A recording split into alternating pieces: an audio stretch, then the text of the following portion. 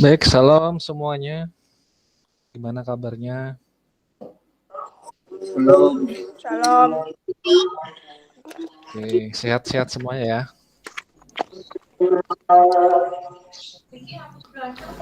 Oke, Bapak minta nyalakan kamera dulu dong.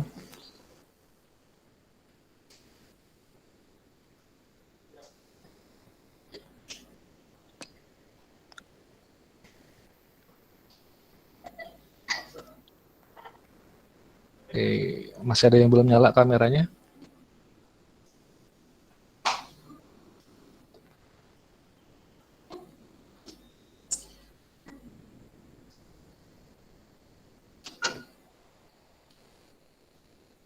Oke, Deborah, ada Deborah?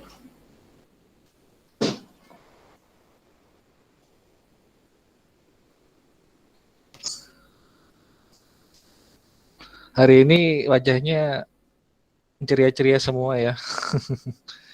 Kayaknya bahagia semua sekarang ini. Ya Esther ya, sedang bahagia ya. Oke, kita akan berdoa dulu sebelum kita mulai. Bapak minta, wah sudah dimatikan semua. Bapak minta satu orang berdoa untuk kita. Mbak Desli dong, tolong berdoa buat kita. Nyalakan dulu kamera anunya, mikrofonnya. Ya. Mari kita berdoa. Puji dan syukur kami panjatkan hadirat-Mu ya Bapa, di mana pada hari ini kami akan mendengarkan pelajaran yang diajarkan oleh Bapak Guru kami, dan berikanlah semua ajaran yang diajarkan Bapak Guru kami agar bisa menangkap kepada otak kami. Begitu juga Tuhan dengan saudara-saudara kami, berikan kesehatan, begitu juga dengan yang kena corona sekarang ya Bapak, Engkau pulihkan PPKM, Engkau sembuhkan mereka agar bisa seperti dulu. Dalam nama Amin. Yesus, amin. Amin. Puji Tuhan. Sekali lagi, sekarang sehat semuanya ya, kabarnya ya. Sehat ya. Esther kok senyum-senyum. Sehat Pak, sehat. Sehat-sehat. Ya puji Tuhan lah, alhamdulillah. Kita semua masih sehat. Hansel gimana Esther? Tadi dia pusing sih Pak. Ada nggak Pak di sini Pak? Nggak ada ini. Oh, berarti dia tidur Pak. Pusing dia bilang Pak. Masih belum ini ya, masih belum membaik ya. Udah membaik, cuma masalahnya ini kan satu rumah positif semua Pak. Oh kamu sedang positif juga. Iya. Iya sih ya. Tapi kamu nggak anu ya, nggak Nggak se. ada, nggak ada gejala sama sekali. Oh iya ya. Berarti OTG kamu ya. Bahaya ini OTG ini kalau Iya, keluyuran. OTG bahaya kayak saya. Nggak apa-apa ya. Yakin pasti Tuhan kasih kesembuhan. Oh, ya. Amin Pak. Oke. Hmm, Hari ini kita akan bahas tugasnya. Ada beberapa orang yang sudah ngumpul ke Bapak ya. Ini Bapak bacakan nama-namanya. Ladesli, Deborah, Gea, Cika, Elvis, Joshua, Girik, dan Rajianur ya, baru 8 orang. Yang belum ngumpul ada, bentar ya, ada siapa aja ini?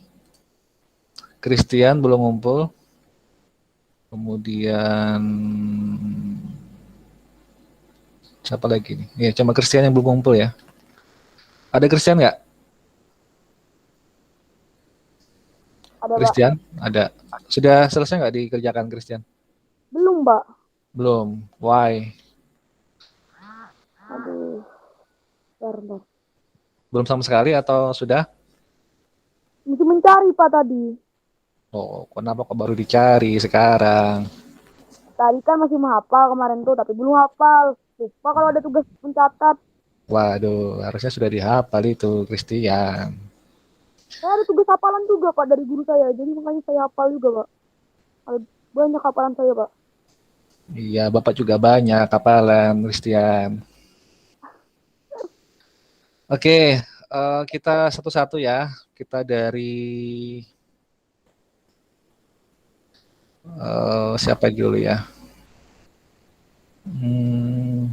Bapak acak aja ya. Dari Girik deh. Dinyalakan kameranya Girik. Halo Girik. Ya, Oke. Pak. Kan ada 3 soal ya. Eh, Ya. yang soal pertama itu menghafal perbuatan daging dan buah roh. Yang kedua itu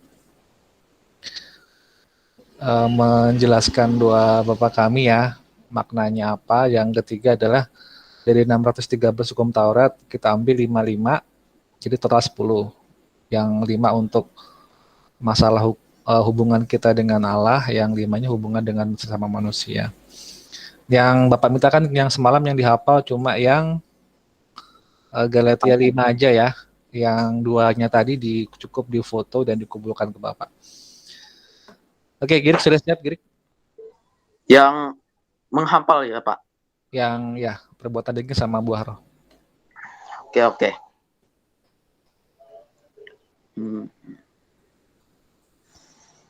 Dimulai sekarang, Kak, Pak? Ya 30 menit lagi juga boleh. Oke, silakan. Perbuatan daging telah nyata, yaitu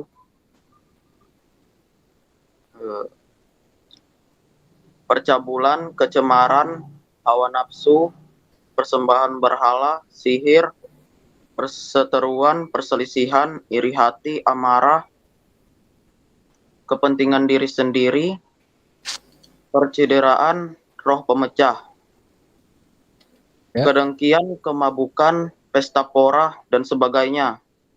Terhadap semuanya itu telah kuperingatkan kamu, seperti yang telah kubuat dahulu. Barang siapa yang melakukan hal-hal yang demikian, ia tidak akan mendapat bagian dalam kerajaan Allah. Tetapi buah roh ialah kasih, sukacita, damai sejahtera, kesabaran, kemurahan, kebaikan, kesetiaan, kelemah lembutan, penguasaan diri. Tidak ada hukum yang menentang hal-hal itu. Tepuk tangan untuk Girik. Ya, Pak. Oke. Berapa lama Girik ngapalnya Girik? Ya, mungkin baru kemarin, Pak. Oh, baru kemarin. Oke, nggak apa-apa ya. Oke, sip. Kamu tunjuk siapa lagi Girik? Tian, Pak. Christian. Woi, saya belum hafal, Pak. Keluar, Belum Pak. hafal, ya. Ini lagi baca Alkitab ya. Girik, kamu tunjuk yang lain Girik. Kalau seandainya ada Welly, saya tunjuk Welly, Pak. Nah, Tapi ini nggak ada. Ya, karena nggak ada, tunjuk siapa lagi? Raji, Pak. Raji. Oke, silakan Raji. Sama Pak, belum hafal. Belum hafal juga. Iya. Oke. Yang lain lagi, Girik. Waduh. Siapa ya? Ciko aja, Pak. Oke, Ciko pasti hafal ini. Wah, Ciko lagi mandi ya? Lagi habis mandi ya? Oke, ya Ciko langsung. Dinyalakan mikrofonnya. Oh, oke. Ayat hafalan kan? Ya. Ayat hafalan di kitab Galatia pasal 5 ayat 19 sampai 23. Perbuatan daging telah nyata, yaitu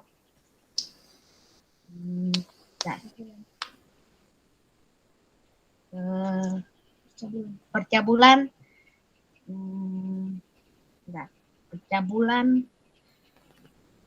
kecemaran, hawa nafsu,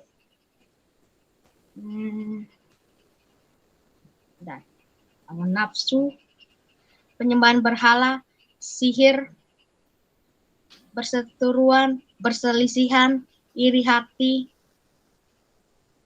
amarah, kepentingan diri sendiri, percideraan, roh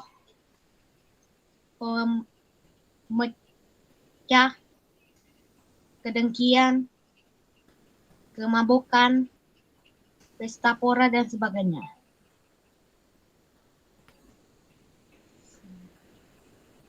ten- tentang terhadap semuanya itu kuperingatkan kamu.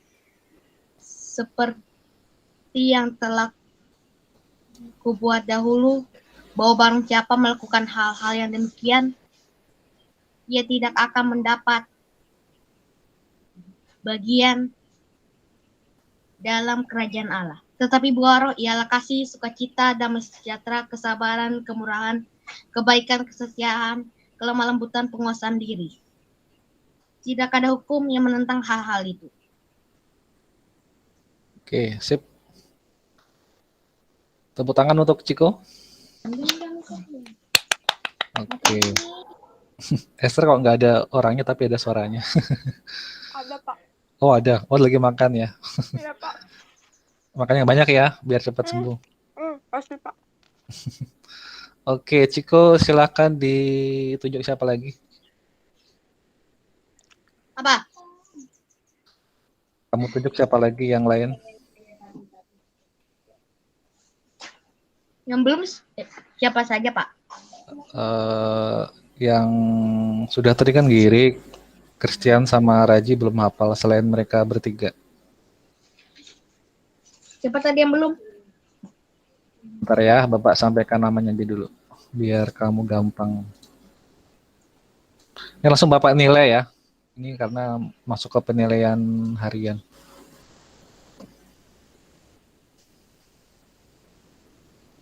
Bisa kelihatan tulisannya?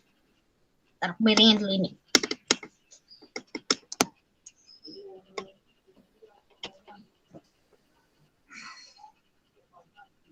Ini Bapak besarin lah biar kelihatan. Nah,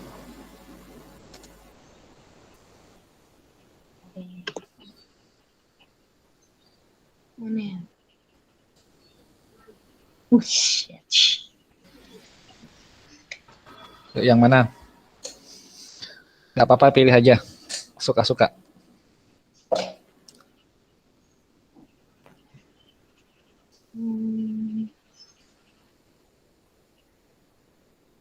Cika. Cika ya. Oke. Cika. Oke, Cika silakan Cika. Juga. Langsung aja ya, Pak. Ya langsung. Galatia 5 ayat 19 sampai 23. Ya hujan.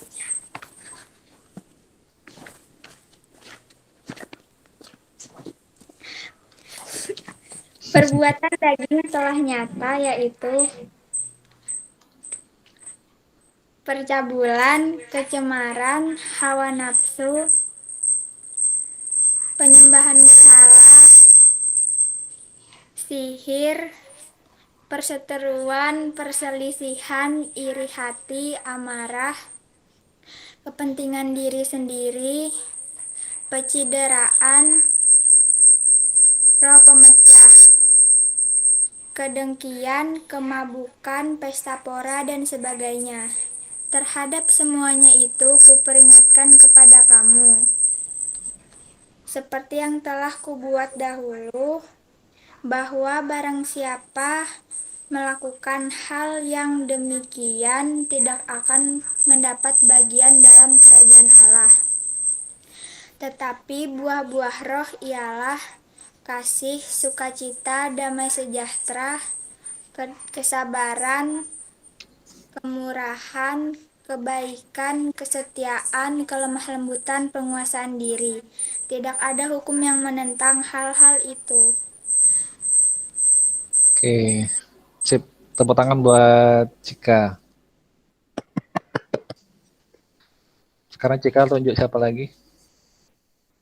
Gea, Pak. Gia. Oke, langsung Gia.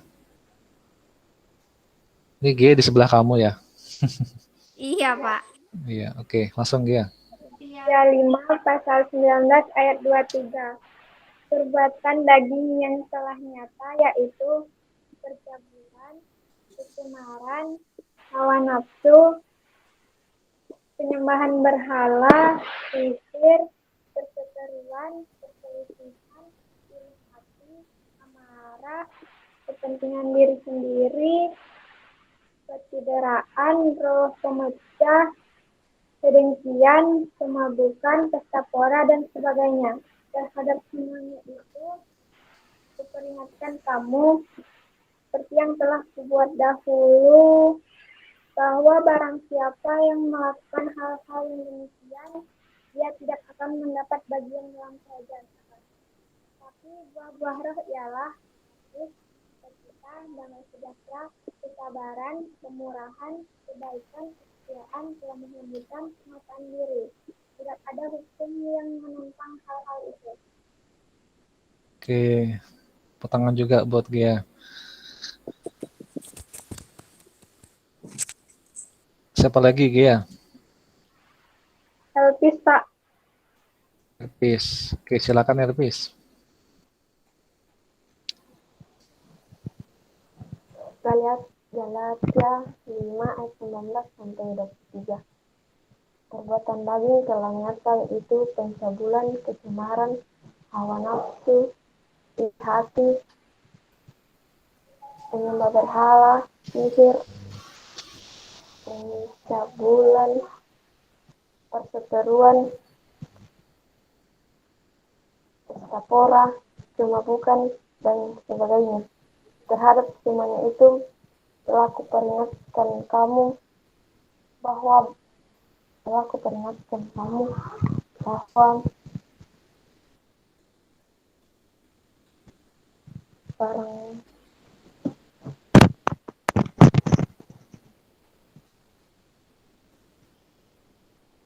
barang siapa melakukan hal-hal tersebut, ia tidak akan mendapat bagian dalam kerajaan surga.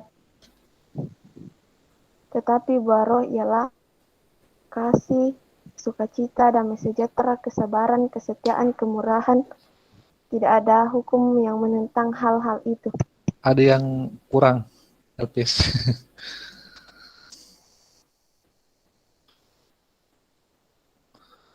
Coba yang tadi diulang lagi, yang buah roh ialah Buah roh ialah kasih, sukacita, damai sejahtera, kesabaran, kemurahan,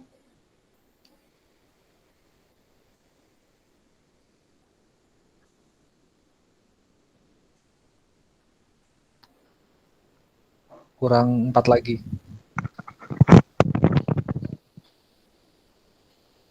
Kemurahan, kebaikan.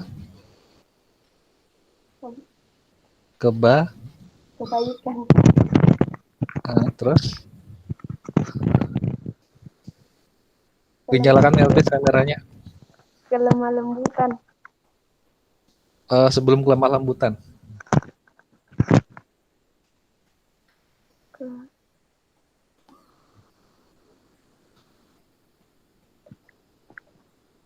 Itu ada lagunya itu. Sebelum kelemah lembutan. Kesabaran. Bukan. Kese.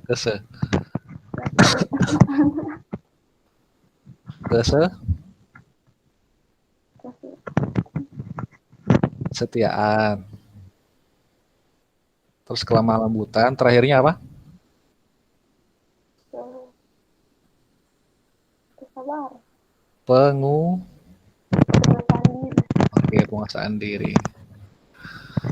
Tidak ada hukum yang menentang hal itu. Oke ya, Elpis, silakan tunjuk siapa lagi, Elpis?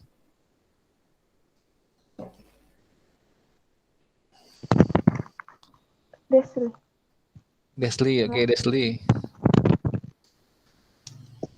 Galatia 5 ayat 19 sampai 23. Perbuatan daging telah nyata, yaitu percakapan, kecemaran, hawa nafsu, penyembahan berhala, sihir, perseteruan, perselisihan, iri hati, amarah, kepentingan diri sendiri, roh pemecah, kedengkian, kemabukan, pesta pora, dan demikian. Terhadap semua itu kuperingatkan, seperti dulu kubuat, bahwa barang siapa yang melakukan hal-hal demikian, ia tidak akan mendapatkan bagian dari kerajaan Allah. Tetapi buah roh ialah kasih, sukacita, kesabaran, kemurahan, kebaikan, kesetiaan, kelemah lembutan, penguasaan diri. Tidak ada hukum menentang hal-hal itu. Desli, ada yang kurang satu buah rohnya. Coba ulang lagi, kasih. Kasih, sukacita, kesabaran, Sebelum kesabaran. kemurahan. Bukan, itu setelah kesabaran. Sebelum kesabaran. Yo. Dan Coba diulang lagi ya, pelan-pelan aja. Kasih, sukacita, damai sejahtera, ya, kesabaran, ya. kemurahan, kebaikan, kesetiaan, Dua lagi. kelemah lembutan, penguasaan diri. Oke. Ada berapa totalnya? 8, Pak. Masa 8? 7, 9. Oh iya, 9. 9 buah roh ya. Oke, sip. Kamu tuju siapa lagi, Desli?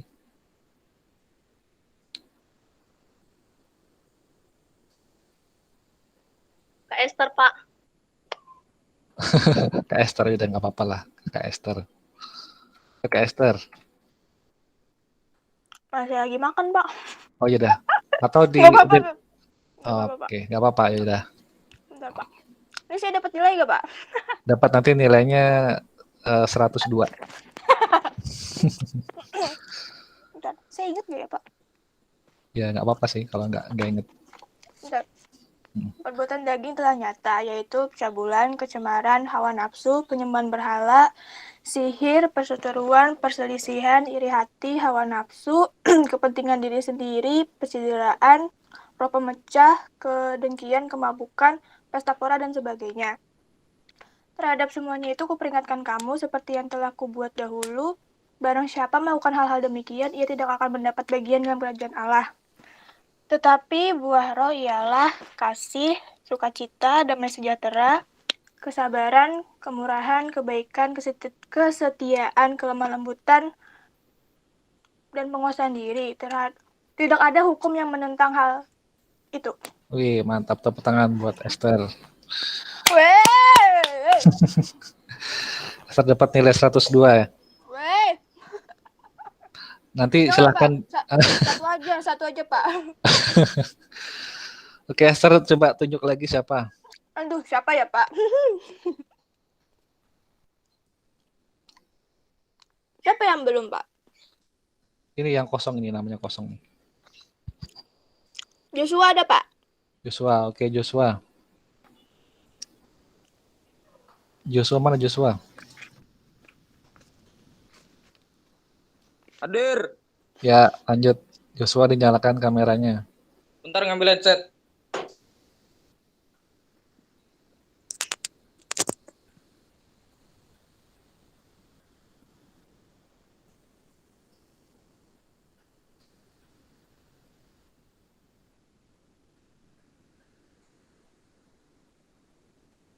Mikrofonnya masih mati Joshua. Sabar. Perbuatan daging telah nyata. Pencabulan, kecemaran, hawa nafsu. Sabar. Perbuatan daging telah nyata. Pencabulan, kecemaran, hawa nafsu, penyembahan berhala, amarah, iri hati, sihir,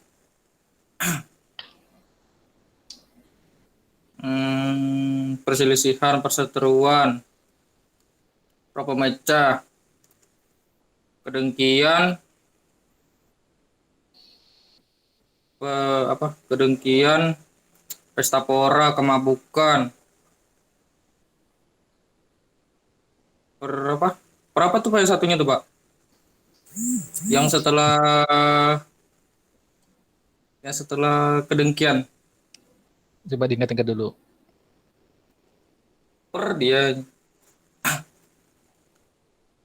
Perceraian.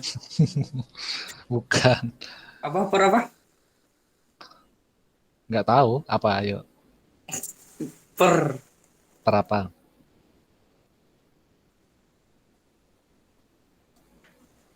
Nah itu doang Pak yang lupa Pak. Sisanya ingat. Udah nggak apa-apa, lanjut aja. Lanjut ya. Telah kuperingatkan kamu seperti yang kuperbuat dahulu, bahwa barang siapa yang melakukan hal-hal demikian, ia tidak akan mendapatkan bagian dalam kerajaan Allah. Tetapi buah roh ialah kasih, sukacita, damai sejahtera, kemurahan, kesabaran, kebaikan, kesetiaan, kelemah lembutan, pengendalian diri. Tidak ada hukum yang menentang akan hal-hal itu. Oke, sebenarnya yang terakhir itu penguasaan diri ya, bukan pengendalian diri. Tapi nggak apa-apa lah. Oke, Joshua, kamu tunjuk siapa lagi? Deborah, Pak. Deborah. Ada Deborah? Ada, Pak. Oke, Deborah, silakan Deborah.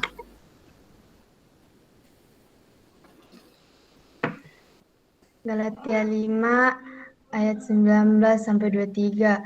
Perbuatan daging telah nyata, yaitu pencabulan, kecemaran, hawa nafsu, penyembah berhala, sihir, persatuan, penyelisihan, iri hati, amarah, kepentingan diri sendiri, pencederaan, roh pemecah, kedengkian, kemabukan, pesta pora, dan sebagainya terhadap semuanya. Itu kuperingatkan kamu seperti yang kubuat dulu, bahwa barang siapa melakukan hal-hal yang demikian, ia tidak akan mendapatkan bagian dalam kerajaan Allah. Tetapi buah roh ialah kasih, sukacita, damai sejahtera, kesabaran, kemurahan, kebaikan, kesetiaan, kelemah lembutan,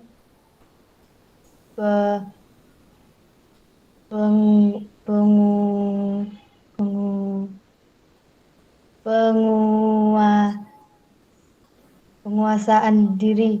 Tidak ada hukum yang menentang hal-hal itu. Oke, sip. Berapa lama menghafal Deborah? Tidak tahu, Pak. Lu kok nggak tahu? Kamu beneran hafal yang tadi, Deborah? Dikit-dikit, Pak. Oke, siapa lagi Deborah? Siapa lagi yang belum? Tapi di layar ada. Kecuali Welly sedang magang sekarang.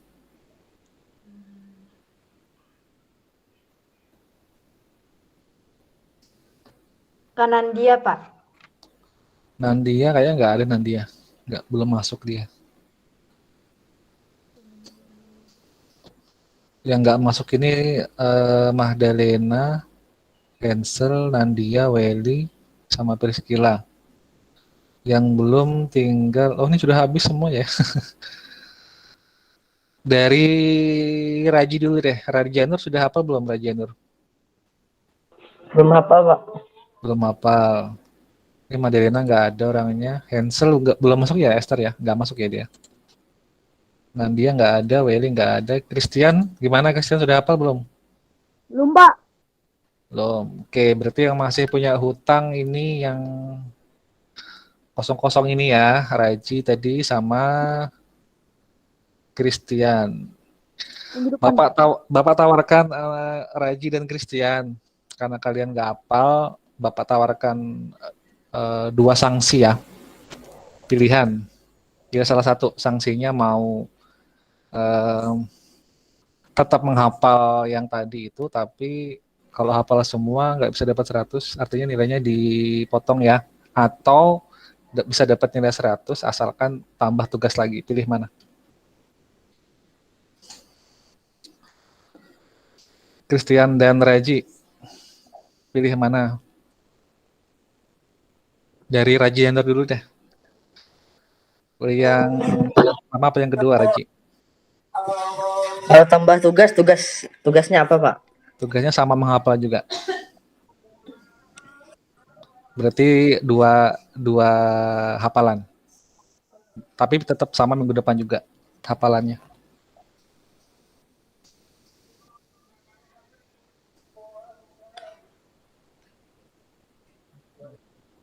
Pilih mana, Raji?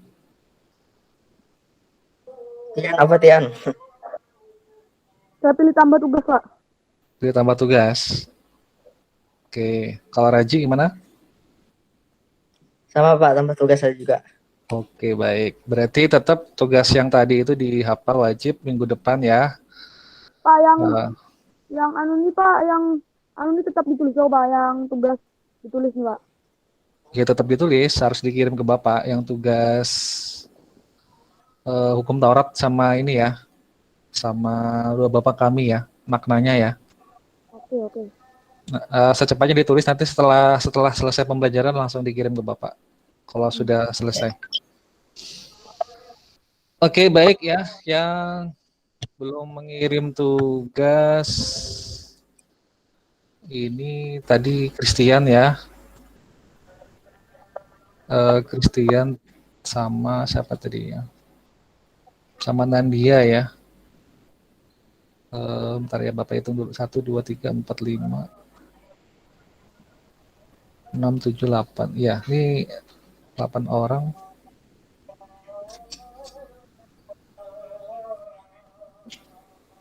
Iya, cuma Christian yang belum ya. Kalau yang sekarang hadir, yang lainnya sudah.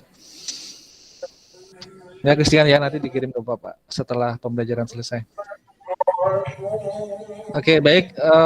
Jangan lupa minggu depan berarti hafalannya ada 2. Nanti yang satunya hafalan nanti Bapak akan berikan setelah selesai pembelajaran ya. Bagi yang belum menghafal tadi Raji dan Christian. Oke, sebentar Bapak absen dulu.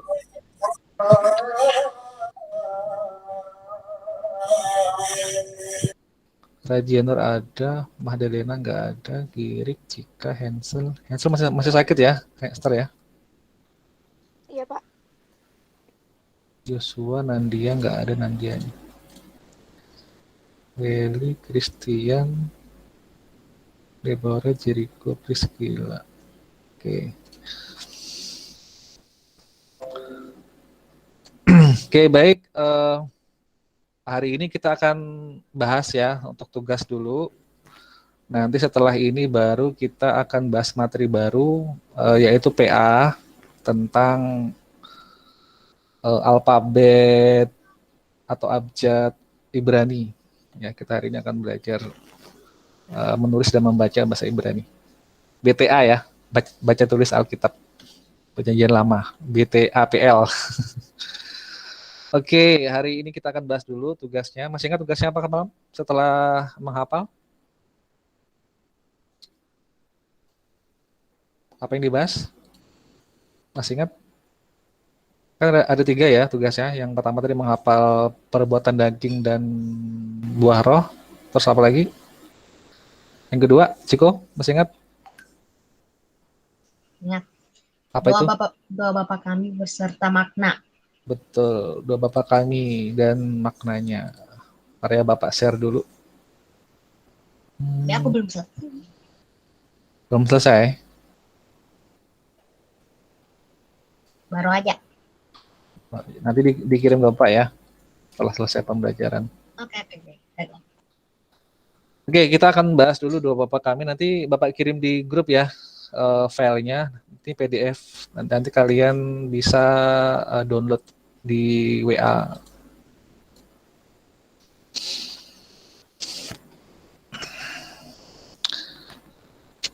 Bisa kelihatan nggak?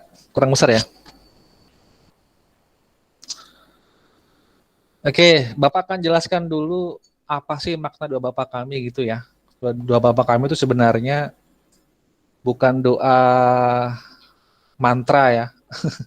Kebanyakan orang-orang Kristen itu sukanya bilang doa Bapa kami itu kalau sedang mengalami kesusahan, sedang mengalami mara bahaya gitu ya. Baru diucapkan doa Bapa kami seperti seolah-olah seperti mantra gitu ya. Ada nggak yang pernah kayak gitu? Biasanya kalau orang-orang Kristen yang masih pola pikir lama itu kebanyakan kayak gitu ya. Jadi doa Bapa kami itu dianggap sebagai doa mantra atau doa mujarab kalau sedang mengalami mara bahaya. Misalnya ini di depan ada bencana alam misalnya atau apa gitu.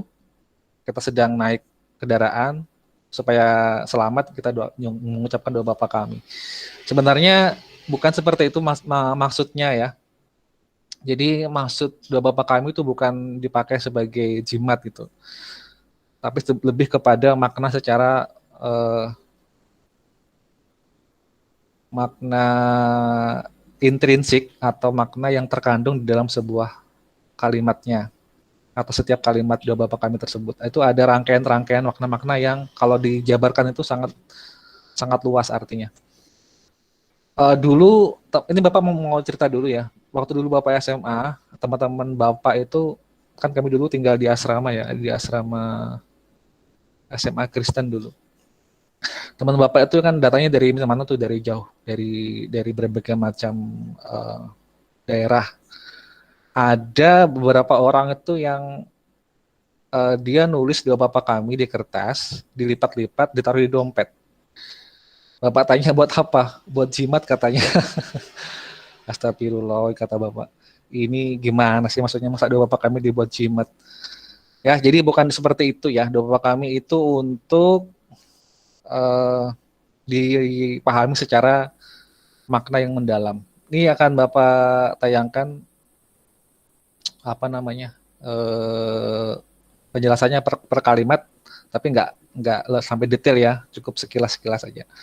Karena waktu kita terbatas. Nah, jadi pertama ini, Bapa kami di surga. Jadi ucapan ini adalah ada kata kami di sini ya. Kami ini merujuk kepada, sebentar Bapak beri warna dulu ya, biar lebih jelas. Mana ini? Nah ini. Ini ada kata kami ya. Jadi kata kami ini itu kan artinya aku dan kamu gitu ya, kita semua. Artinya kita itu mempercayai bahwa Allah yang kita sembah itu, yang di dalam surga itu, yang kita sebut dengan istilah Bapa, itu bukan sekedar Allah yang jauh, tapi Bapa yang dekat. Kalau kamu punya orang tua kan pasti kamu dekat banget sama orang tua kamu. Kalau orang tua kamu sebagai pengayom ya, makanya kita menyebut Allah sebagai Bapa, karena kita dianggap sebagai anak-anaknya sendiri, anak kandungnya gitu ya. Nah, kemudian yang kalimat kedua ada dikuduskanlah namamu. Dikuduskanlah namamu itu artinya Tuhan itu harus dihormati secara pribadi yang kudus dan suci. Artinya kita mengakui bahwa Bapa itu sebuah pribadi yang sangat suci, yang tidak ada yang lain selain dia sendiri. Jadi kita menganggap sebagai seseorang yang kudus, yang kita hormati dan kita tidak boleh ucapkan dengan sembarangan. Kalau kamu pernah nonton film-film Hollywood ya, buatan Amerika, itu banyak film-film itu yang sering menyebut nama Tuhan dengan sembarangan. Pernah nggak kamu dengar? Pernah ya? Sekarang kan jumlah ateisme di Eropa dan Amerika itu sangat meningkat ya. Apalagi mereka semakin pintar, semakin berilmu tuh justru malah nggak percaya sama Tuhan lagi. Banyak yang sudah menganut paham ateisme. Jadi mereka itu walaupun pakai kalung salib pun bukan diimani sebagai iman Kristen, tapi sebagai aksesoris belaka. Makanya kalau kalian lihat-lihat di film-film Hollywood itu ada penjahat pakai salib, itu bukan berarti menjadi orang Kristen, bukan. Itu memang salib itu dipakai sebagai ya sekedar aksesoris hiasan itu, ya bukan jaminan dia orang Kristen. Jangan salah ya. Cuma orang yang nggak paham hal ini, dia menganggap itu penjahatnya orang Kristen gitu. Padahal bukan. Ya, kalaupun dia menyebut Yesus itu bukan Yesus menghargai, tapi justru malah menghujat Yesus. Itu loh. Jadi yang kalimat kedua ini adalah dimaksudkan untuk kita menguduskan atau kita menganggap Allah itu memang pribadi yang kudus. Yang ketiga, datanglah kerajaanmu. Datanglah kerajaanmu ini artinya kehendak Allah itu juga harus terjadi dalam kehidupan kita gitu, dan itu pasti terjadi. Jadi kalau kita mengakui bahwa Allah itu punya rencana yang indah, ya kita juga harus mentaati apa yang Tuhan mau. Kemudian berikanlah kami pada hari ini makanan kami yang secukupnya. Kalau dalam bahasa Inggris sebenarnya bukan diartikan secukupnya ya. Kalau dalam bahasa Inggris itu give us daily bread. Berikan kami makanan setiap hari. Daily kan setiap hari ya. Jadi daily bread itu, bread kan roti ya. Cuma kan kalau orang Indonesia kan nggak makan roti kan ya, makan nasi kan. Jadi diartikan sebagai makanan. Makanan kan bisa apa saja ya. Kalau roti itu kan maknanya lebih makna secara simbolis. Artinya roti itu ya juga makanan, bukan hanya roti yang secara harfiah, tapi roti itu bisa diartikan nasi ataupun yang lain. Jadi artinya gini, kalau kita minta sesuatu itu kita harus mengikuti apa yang Tuhan mau gitu loh. Apapun yang kita terima itu mau hal yang baik atau hal yang nggak baik, ya kita tetap harus terima. Jangan sampai kita mengeluh gitu loh, ya. Berikutnya, ampunilah kesalahan kami. Kesalahan, jadi gini, kalian pernah nggak baca ayat yang mengatakan, Yesus mengatakan seperti ini, apabila kamu tidak mengampuni orang lain, maka dosamu pun tidak akan diampuni. Pernah nggak dengar ayat ini? Pernah ya? Artinya gini loh ya, kalau kamu masih menyimpan dosa orang lain dalam hatimu, berarti kamu juga sama Tuhan, kalau minta ampun, Tuhan nggak akan mengampuni kamu. Karena apa? Kamu masih belum dianggap Tuhan murni hatimu. Karena hatimu menyimpan kepahitan. Makanya di ayat yang berikutnya, ini ada kata-kata ini. Seperti kami juga mengampuni orang yang bersalah kepada kami. Itu ya.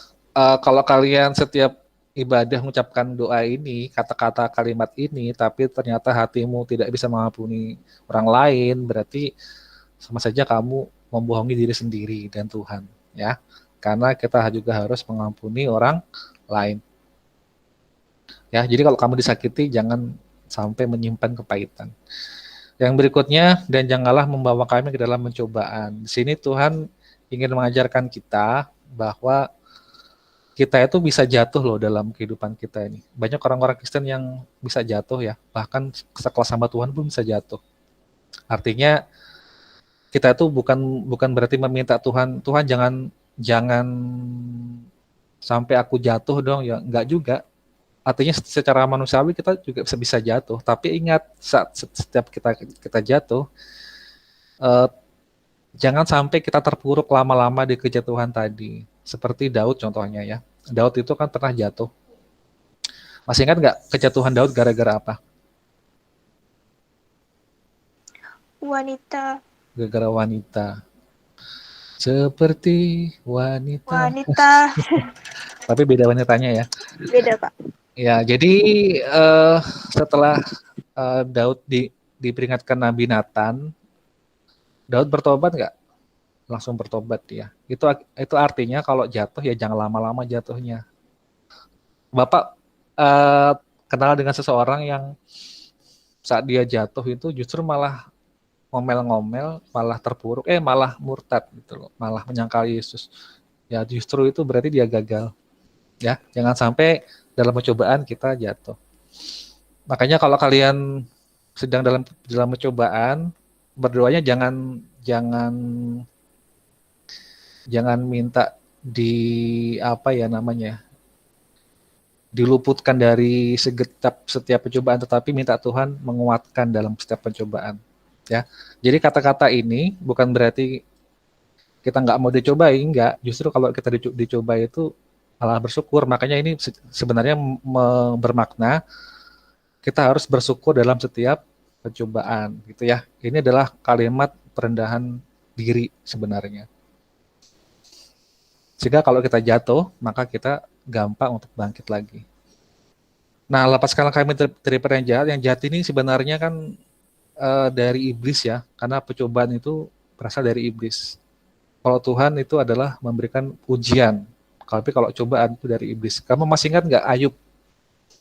Ayub itu dapat ujian atau pencobaan menurut kalian? Pencobaan. Pencobaan. Yang mencobai siapa? Ayub. Iblis. Tapi iblis minta izin ke siapa dulu? Ke Allah. Allah. Berarti sebenarnya Allah itu ingin menguji manusia, tapi melewati siapa? Iblis. Bagi Allah itu adalah ujian, bagi iblis itu adalah pencobaan. Ya, jadi intinya kalau kita dalam pencobaan, kita minta Tuhan melepaskan kita, artinya kita jangan sampai jatuh. Ya. Kemudian ini ya, karena Allah yang punya kerajaan. Kenapa? Karena ini adalah sebuah deklarasi bahwa kita itu punya Allah yang punya kekuatan yang paling tinggi dan tidak ada yang lain selain Allah sendiri. Makanya kita menghargai Tuhan, Tuhanlah yang punya kerajaan, surga, dan kuasa. Dan kuasa itu berarti apa? Tuhan punya kuasa untuk menciptakan dan membinasakan. Ya, jadi ini adalah sebuah pernyataan atau deklarasi diri bahwa kita mengakui bahwa sumber kekuatan kita ada dari Tuhan. Terakhir, dan kemuliaan. Yesus itu mulia ya. Mulia itu artinya kita juga mengakui bahwa kita itu harus rela mengkesampingkan ego dan melatih kerendahan hati. Terakhir, selama-lamanya berarti Tuhan tuh nggak pernah berubah dari masa ke masa. Artinya dia tetap setia dari awal sampai akhir, tetap mengasihi kita, tetap dia yang punya dan punya otoritas kerajaan dan kuasa dari pertama hingga akhir. Yang terakhir adalah amin. Amin itu artinya ini ya, kami sudah menerimanya. Ini sebuah kalimat profetik. Kalimat profetik itu artinya ya seperti yang Tuhan ucapkan ya. Jikalau kamu berdoa meminta sesuatu, anggaplah itu sudah kamu terima. Pernah kan dengar ayat itu ya? Nah itu sebenarnya maknanya amin itu ya itu tadi. Kalau kamu berdoa, kamu akhir dengan kata amin, itu maksudnya adalah kamu yakin bahwa kamu sudah menerima itu. Misalkan gini, misalkan Ciko berdoa, Tuhan Yesus berkatilah makanan ini, amin gitu kan. Kalau kamu ngomong amin, berarti kamu sudah yakin bahwa Tuhan sudah memberkati makanan kamu itu tadi yang kamu doakan itu. Jadi amin itu adalah sebuah kata keyakinan gitu ya, keyakinan bahwa yang kamu minta Tuhan sudah kasih. Itu ya sekilas yang bisa Bapak jelaskan, nanti Bapak kirim di grup. Untuk yang dua Bapak kami ada pertanyaan? Kalian biasanya mengucapkan ini saat kapan biasanya?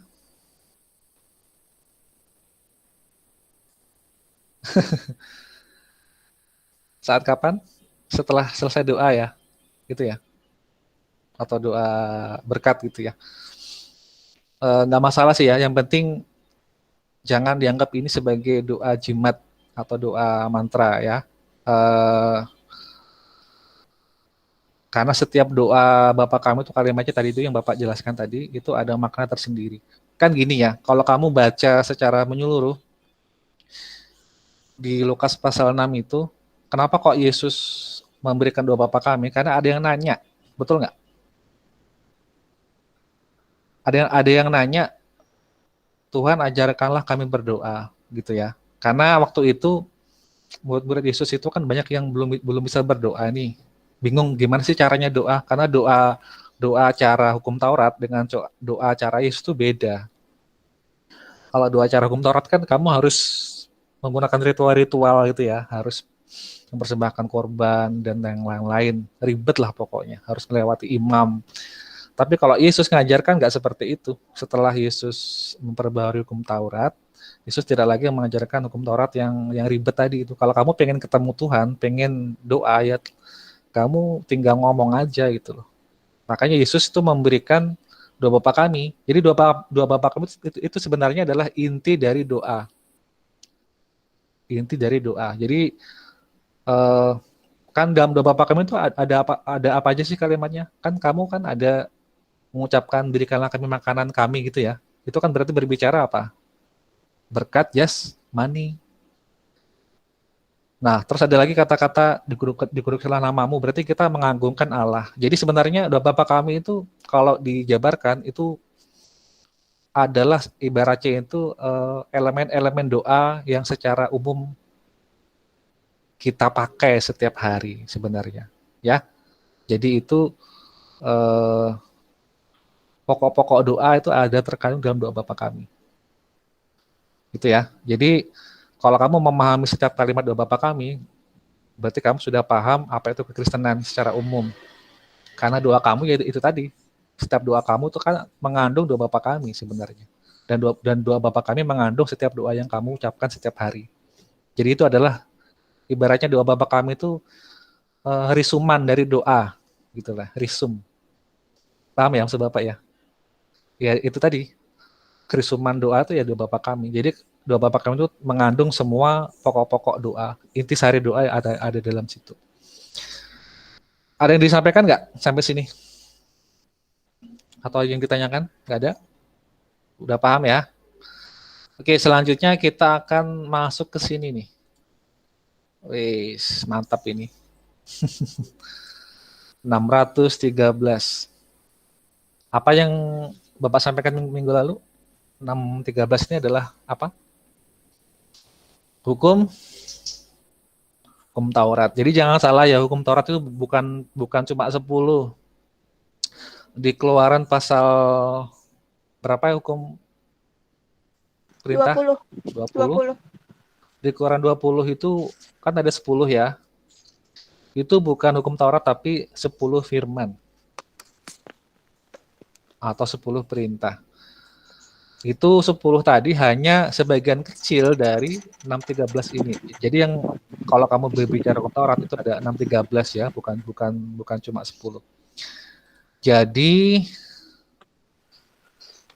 bahasa Ibrani-nya hukum Taurat itu adalah mitzvot. Mitzvot Torah. Mitzvot Torah.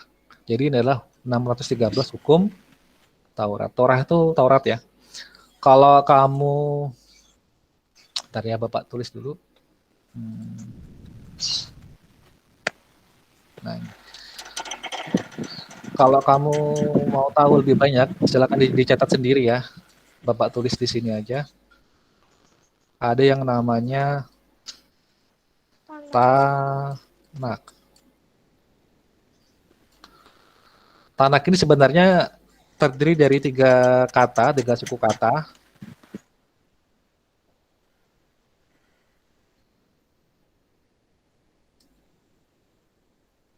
Ini ya. Esther masih ingat mungkin yang pertamanya apa?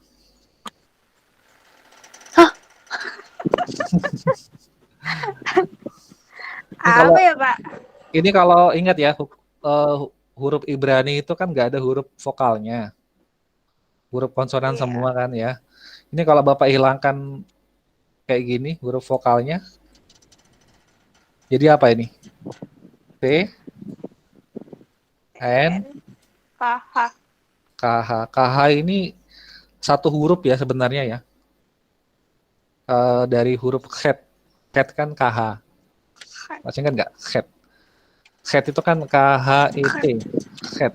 Jadi sebenarnya KH ini satu huruf ya, anggap aja K aja ya, TNK. Jadi T ini adalah kepanjangannya Torah. Torah apa Torah? Taurat. Taurat. Dicatat sendiri ya. N ini kepanjangannya adalah nggak cukup ya. Di mana Pak nulis nih? Nevi'im tak Pak? Iya betul. Sini aja ya. Aduh.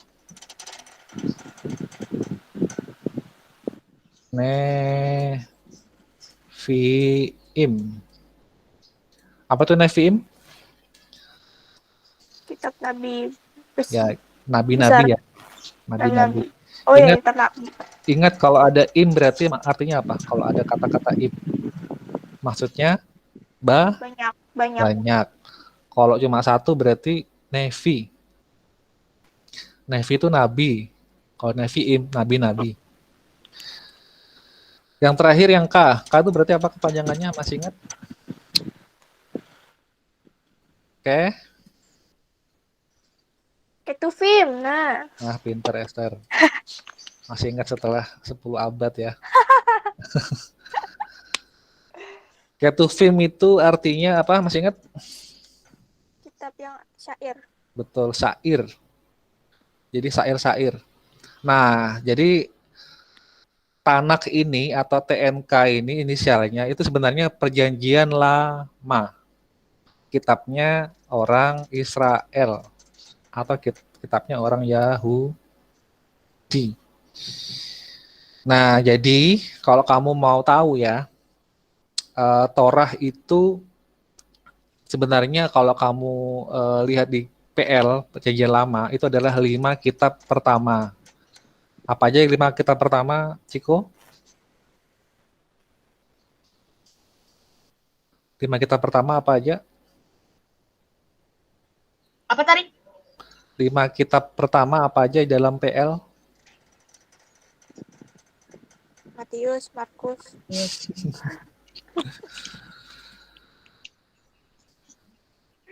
Lima kitab awal. Iya. Kejadian. Iya, terus? Keluaran, Imamat, Bilangan, dan Ulangan. Oke, pinter. Gak terjebak dengan Esther ya. Kejadian, Bapak tulis di sini ya. Kamu juga tulis juga Kejadian, Keluaran, Imamat, Bilangan, Ulangan. Ini adalah 5 kitab yang ditulis oleh Musa. Makanya disebut dengan 5 kitab Musa. Tapi kitab Ulangan ini sebagian dituliskan oleh Yosua. Karena waktu itu Musa sudah mati ya. Jadi dituliskan oleh Yosua. Yosua itu menulis kitab sebagian Ulangan dan kitab Yosua.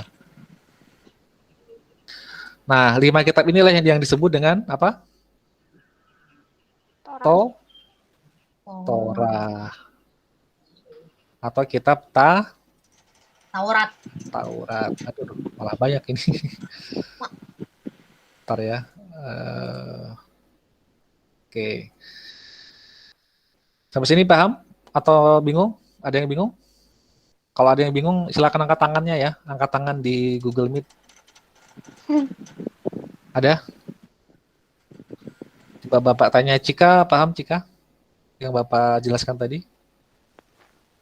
Lumayan, Pak. Lumayan ya. Ada yang nggak paham? Ada? Cika? Paham semua ya? Oke.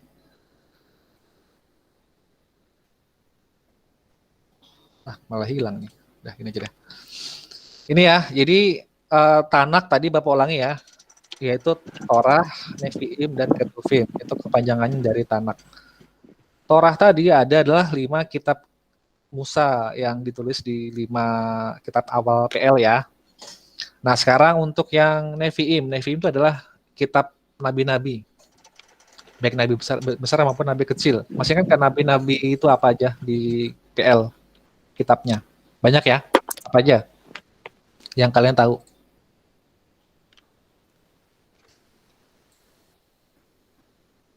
Ada yang tahu apa aja? Sebagian aja, nggak usah semuanya. Yang diingat-ingat aja. Apa aja?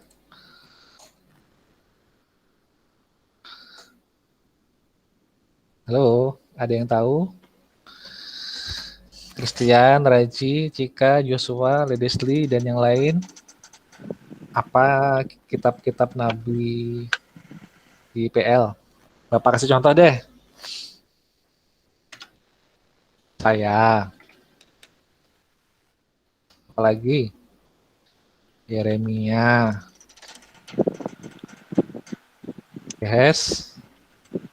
Yeskiel. Girik itu kan namanya Yeskiel tuh, ya kan? Girik. Ya nggak Girik? Namamu ada Yeskielnya ya? Oh, Israel ya? Ya Pak. Oh, Israel. Israel itu sebenarnya bahasa Ibrani dari Israel itu Israel.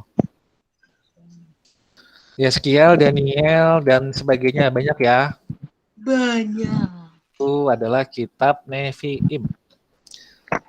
Mau sekarang Ketuvim. Ketuvim itu adalah kitab apa tadi? Syair. Syair. Apa itu kitab syair? Syair itu lagu ya, atau lirik nyanyian. Atau pujian. Apa aja itu? Mazmur. Mazmur. Apa lagi? Amsal, Sal. Terus? Pengkhotbah, Bah. Kidung Terus? Agung, Agung.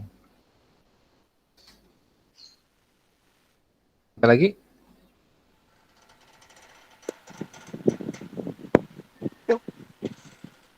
Cukup ya? Oke. Sebagian beberapa orang itu memasukkan Ayub ke dalam sini. Karena Ayub itu sampai sekarang masih ini ya, masih ada beberapa perdebatan ya. Itu sebenarnya kitab kitab sastra atau kitab dari kejadian nyata. Karena yang menulis itu adalah Musa yang menulis Ayub. Jadi ada beberapa perdebatan ya, entah itu kejadian apakah nyata atau sastra. Ya beberapa orang ada yang masih pro kontra ya. Tapi kalau menurut Bapak sih nggak usah dipermasalahkan ya. Yang penting kalau kamu baca Ayub itu adalah sebagai teladan karena kalau kita mengalami pencobaan jangan sampai kita menyerah dan putus asa. Tetap harus bersyukur. Itu Bapak jelaskan sekilas masalah ini. Sudah dicatat semuanya? Kalau sudah Bapak hapus ya. Bapak hapus semua dah.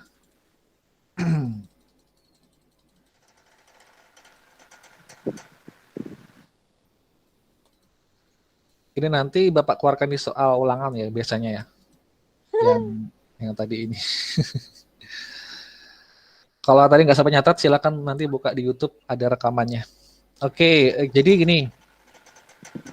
Hukum Taurat itu sebenarnya di Alkitab nggak pernah ditulis ada 6:13 itu nggak pernah ya. Di dalam Alkitab nggak pernah. Tapi ini adalah hasil dari kesimpulan yang diambil dari penelitian oleh para rabi di Israel.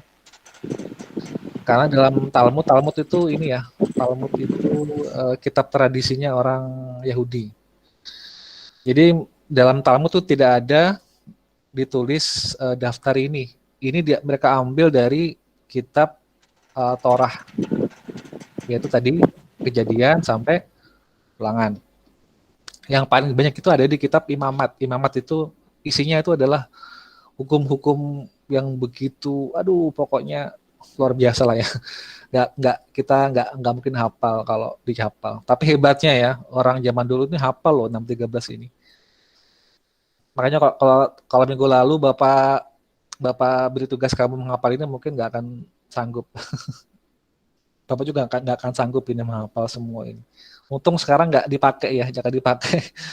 Soal agama itu pasti isinya ini wajib ini. Hafalkan 6:13 hukum Taurat. Tapi kalau kamu tanya orang Yahudi sekarang ini, ya mereka masih hafal ini. Ya, karena tradisi mereka. Jadi itu ya, mitzvot itu perintah. Mitzvot itu perintah. Kalau dikatakan mitzvot Torah, berarti perintah Taurat. Atau hukum Taurat kalau dalam bahasa Indonesia kita ya. Dan ini baru disebut pada abad ketiga Masehi. Nah ini perhatikan ya dalam mitzvot ini itu ada yang namanya perintah positif. Tuh, ini kok malah kayak gini. Bentar. Mana tadi ya? Nah ini dia. Ini ya ada perintah positif dan ada perintah negatif. Nah, perintah negatif ini berjumlah 365, sedangkan yang positif berjumlah 248. Nanti Bapak kasih ini, Bapak kirim di grup ya. Nanti mungkin siapa tahu Bapak beri soal berapa jumlah perintah negatif dalam mitzvot gitu. Siapa tahu sih ya. Ada berapa coba? Perintah negatif ada berapa dalam mitzvot? Ada 365. Ingat 365 berarti ingat hari dalam 1 tahun ya. Nah gampang itu. Kalau 248 sisanya ya. Di totalnya 613. Oke. Ini ya ntar ya Bapak Langsung aja. Oke, ini ya. Ini dipecah-pecah ke dalam beberapa bagian. Ini Elohim itu maksudnya untuk hubungan kita dengan Allah. Misalnya jangan menghujat nama Allah dan mengasihi Allah dan sebagainya ya. Itu isinya. Kemudian Torah ini berarti berbicara tentang hukum Taurat itu sendiri, bagaimana cara mempelajari dan menerapkannya. Ada tanda dan simbol. Tanda dan simbol ini misalnya kamu untuk para imam ya, itu memberikan apa tanda-tanda di dahi atau lengan dan sebagainya, atau di pintu-pintu rumah itu apa gitu. Dan berkat bagaimana cara berdoanya diatur gitu ya sedemikian rupa, bagaimana berkatnya, terus bagaimana dilakukan pada waktu apa gitu ya. Terus ini kasih dan persaudaraan, bagaimana cara mengasihi manusia, terus bagaimana cara memperlakukan manusia kalau dia sudah menyakiti kita dan sebagainya gitu ya. Itu banyak ini. Nah, ini baru 39 loh ya. baru 39 nih. Terus yang berikutnya ini orang miskin dan kurang beruntung bagaimana cara memperlakukannya. Itu contohnya ya, jangan menindas anak yatim dan janda dan sebagainya. Kalau ada kamu memanen hasil panen, sisakan buat mereka orang-orang miskin. Nah, itu ada aturannya itu dalam hukum Taurat. Kemudian ini bagaimana memperlakukan orang goyim. Masih ingat goyim itu apa? Orang yang bukan Yahudi. Kafir. Atau, ya betul. Bahasa Indonesia kafir. Non Yahudi. Kalau bahasa Inggrisnya Gentile ya, bahasa Inggrisnya Gentile. Nah, ini bagaimana cara memperlakukan orang non-Yahudi. Misalnya, orang Israel itu kan punya budak ya. Mereka tuh biasanya budaknya tuh budak-budak orang dari Mesir atau dari bangsa lain. Itu biasanya dijadikan budak. Nah, bagaimana cara memperlakukan mereka ya? Itu ada cara-caranya di sini. Terus bagaimana hukum perkawinan, perceraian, dan keluarga ini. Hormati ayah ibu, tidak memukul ayah dan ibu, tidak mengutuki ayah. Itu ya. Nah, ini kan dipakai di Keluaran 20 ya, termasuk 10 firman. Nah, bagaimana supaya kamu harus beranak cucu dan berlipat ganda dan sebagainya. Terus, nah ini ada juga hubungan seksual yang terlarang. Misalnya ya, tidak melakukan hubungan seksual dengan kerabat. Ini dengan detail dijelaskan di sini. Tidak melakukan hubungan seksual dengan ibunya sendiri, tidak melakukan hubungan sodomi dengan ayah sendiri, bahkan ada dilarang melakukan hubungan dengan binatang juga ada di sini. Bentar Bapak cari ya. Nah ini ada di sini juga. Orang zaman dulu juga sudah ada yang gila ya, ada yang sudah melakukan hubungan seks dengan binatang juga ada, nggak zaman sekarang aja, orang dulu juga sudah ada. Makanya Allah membuat hukum ini supaya jangan sampai seperti itu. Ini khusus untuk masalah yang seperti ini. Ada lagi perayaan dan musim. Perayaan dan musim ini bagaimana cara kamu memperingati hari-hari raya besarnya orang-orang Yahudi ya. Misalnya Paskah bagaimana, Sabat bagaimana gitu ya. Ada lagi hari raya Berem-Berem Daud seperti apa gitu. Banyak yang ditaruh di sini ya. Oke, ada lagi. Nah, ini hukum makanan dan minuman. Ingat ya, ini baru 143. Terbayang kelezatannya ya hukumnya ini. Ini Bapak cuma sekedar ingin supaya kamu tahu aja ya. Walaupun nggak dilakukan, tapi tetap dipahami. Sekarang kita kan pakai hukumnya, hukum kasih karunia ya. Nanti akan Bapak jelaskan setelah ini. Nah, tidak memakan makanan dan minuman yang dilarang yang haram. Ini ada di Imamat pasal 11. Ada termasuk babi, cumi-cumi, kepiting, dan yang lain. Kemudian, apalagi ya? Nah, nih praktek bisnis itu pun juga ada. Masalah jual beli. Membeli dan menjual seperti apa supaya nggak merugikan orang lain dan sebagainya ya. Terus bagaimana tidak boleh meminjamkan dengan bunga. Sekarang ini kan banyak nih orang-orang meminjamkan dengan bunga yang cekik gitu ya. Itu kalau zaman dulu sudah mati itu yang meminjamkan uang itu. Kalau sampai dia mengambil bunga yang mencekik, karena dalam hukum Taurat itu nggak boleh. Apalagi sampai membuat orang lain menderita gara-gara pinjaman. Kemudian ada lagi pegawai, pelayan dan budak. Bagaimana cara memperlakukan para pelayan dan budak tadi ya? Misalnya jangan menunda pembayaran upah melewati batas yang sudah ditentukan. Itu nggak boleh. Dan yang lain terusnya. Nah, ini baru 200-an. masih sisa 400-an lagi. Janji dan sumpah dan nazar, misalnya kamu punya sumpah atau nazar apa harus ditepati. Kalau kamu nggak nepati, berarti hukumannya harus mati. Ada lagi hukum sabat dan tahun yobel. Tahun yobel masih ingat? Tahun yobel itu apa? Tahun Besar. itu tahun yobel. Ada lagi ini pengadilan dan prosedur pengadilan. Misalnya ada orang yang berbuat salah, bagaimana cara mengadilinya dengan adil gitu. Ada banyak ya, ini baru 300-an nih. Masih tahan kan? Oke, ada lagi luka dan kerusakan, misalnya bagaimana cara membuat pagar suatu rumah, bagaimana cara menyelamatkan orang yang diburu dan sebagainya. Ada lagi harta benda dan hak kepemilikan, tidak boleh menjual ladang ke selain orang Israel. Nah, itu ada di sini ya. Tidak mencuri harta dan sebagainya. Ada hukum kriminal, tidak boleh membunuh dan tidak boleh menculik dan sebagainya, tidak boleh merampok, memeras. Ada lagi penghukuman untuk ganti kerugian. Misalnya ada orang yang membunuh seseorang, tentu hukumannya harus mati. Gigi ganti gigi, mata ganti mata. Ya, kalau misalnya Esther melukai Joshua sampai kakinya patah, berarti Esther harus apa? Misalnya Esther melukai kakinya Ciko sampai patah, berarti keluarga Ciko juga harus mematahkan kakinya Esther. Itu hukumnya. Itulah namanya gigi ganti gigi, mata ganti mata. Nubuat juga ada, tidak berbuat palsu salah satunya ya ada. Ada lagi penyembahan berhala, tidak boleh membuat patung dan disembah dan sebagainya. Ada lagi terus lanjut ya, masih tahan ya. Pertanian dan peternakan juga ada, bagaimana cara berternak yang baik dan tidak boleh melakukan kawin silang, itu nggak boleh.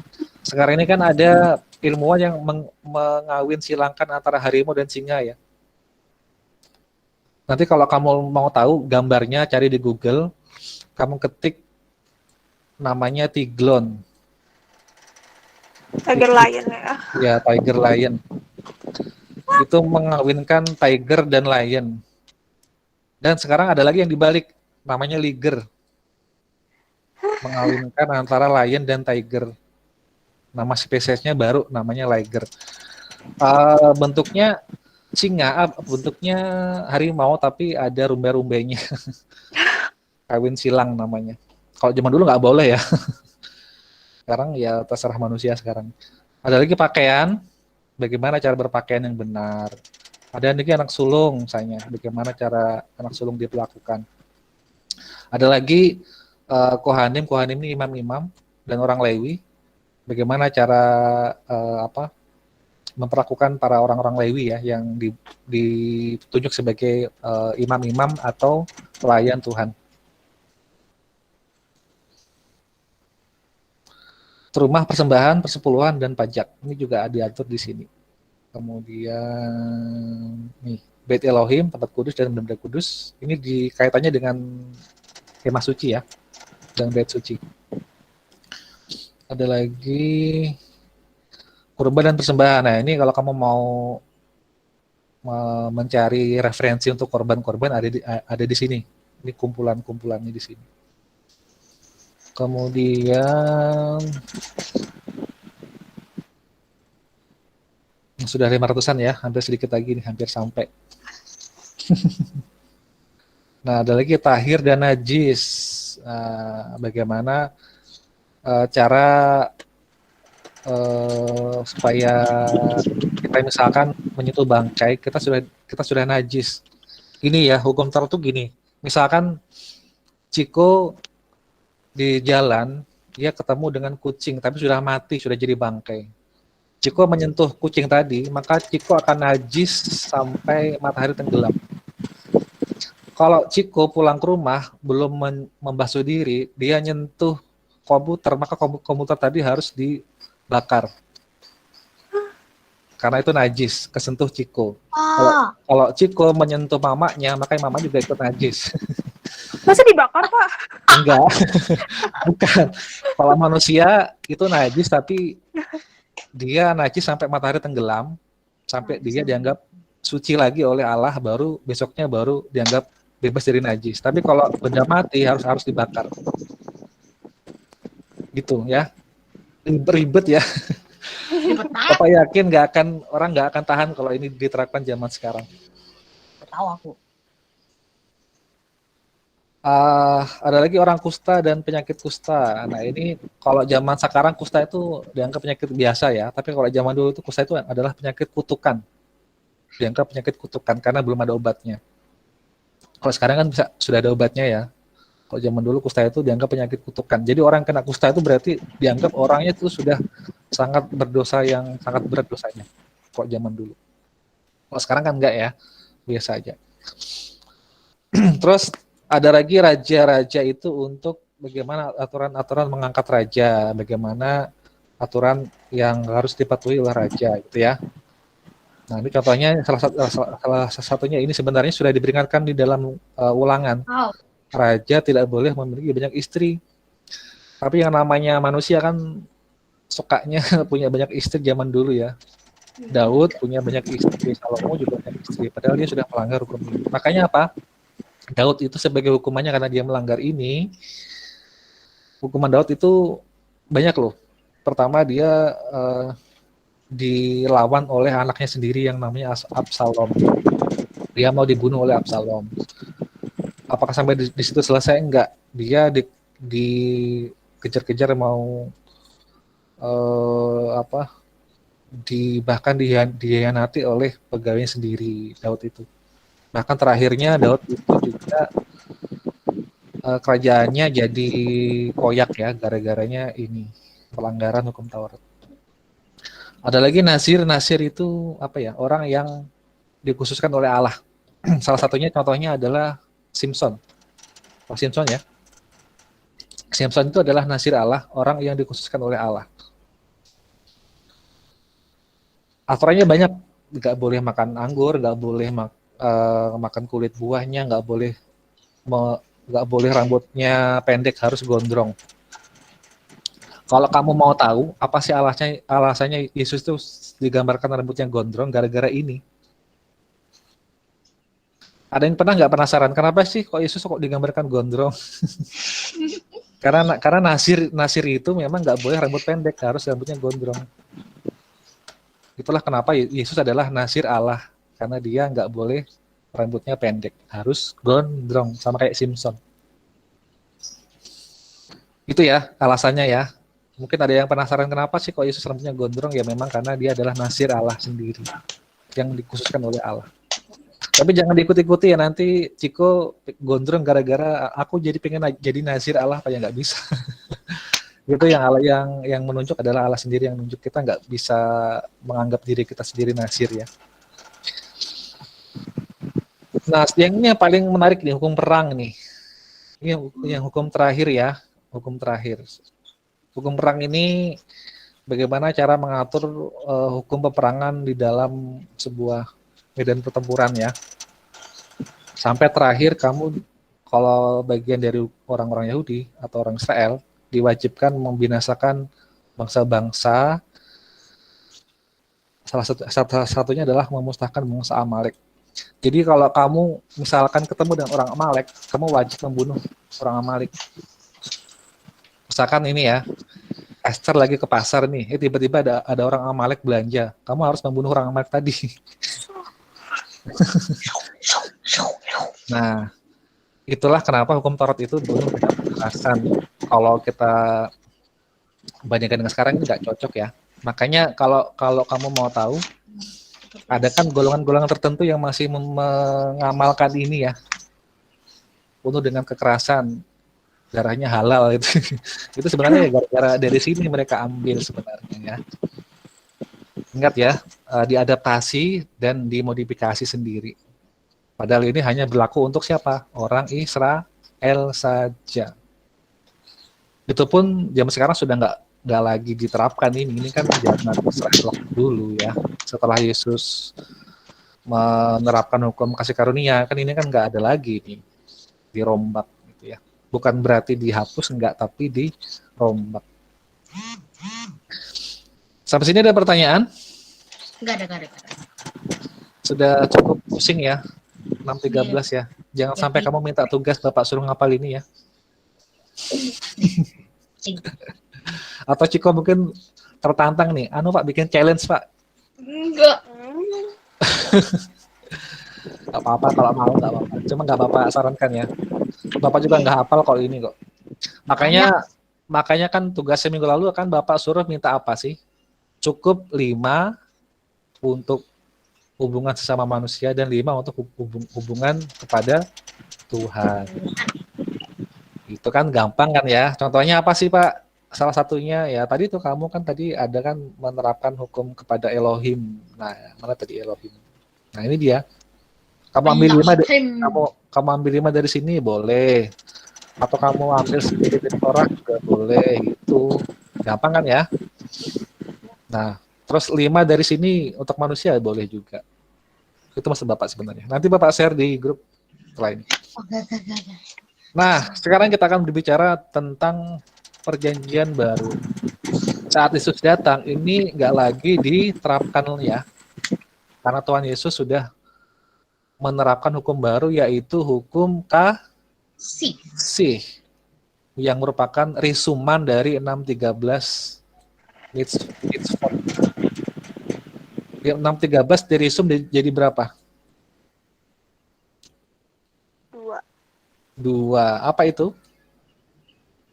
Kasihilah Tuhan Allahmu dengan segenap hatimu, dengan segenap jiwamu, dan akal budimu. Yang kedua, kasihilah sama manusia seperti dirimu sendiri. Nah, hebat itu ya Allah itu ya. Bisa merisum 6.13 jadi 2. Tapi jangan ditiru untuk kalau kamu dapat tugas ya, tugas merisum bahasa Indonesia 5 lembar jadi 2 kata, jangan. Gak cocok ya, ini cuma cocoknya di hukum Taurat saja. Nah, artinya apa sih? Contohnya gini ya, Bapak kasih contoh. Kalau kamu memang mengasihi Tuhan, kamu gak akan mungkin berbuat yang menyakiti hati Tuhan, betul nggak? Itu sudah merangkum semua hukum yang ada jumlahnya yang ratusan ini. Yang kedua, kalau kamu mengasihi sesama manusia, kamu nggak akan mungkin menyakiti manusia, apalagi sampai membunuh. Berarti tergenapi nggak hubungan sesama manusia di hukum Taurat? Tergenapi. Artinya 2 ini sudah merisum semua 6.13 hukum ini. Ya, dahsyat ya. Oke, sampai sini ada pertanyaan? Nggak ada. Bener nggak ada? Kebetulan nggak ada. Oke. Ini yang Bapak lihat cuma 2 orang nih yang ada wajahnya. Yang lain dong Bapak sebelum teruskan minta diaktifkan ya wajahnya. Kelihatan laparnya. Oke, Christian. Yuk yang lain. Bapak mau cek dulu nih, jangan-jangan ditinggal ke pasar nih Bapak nih.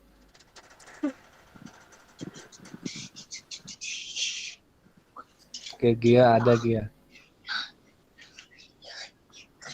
Sambil berubah nggak apa-apa, asal jangan tidur ya. Nanti tiba-tiba sudah tidur nanti.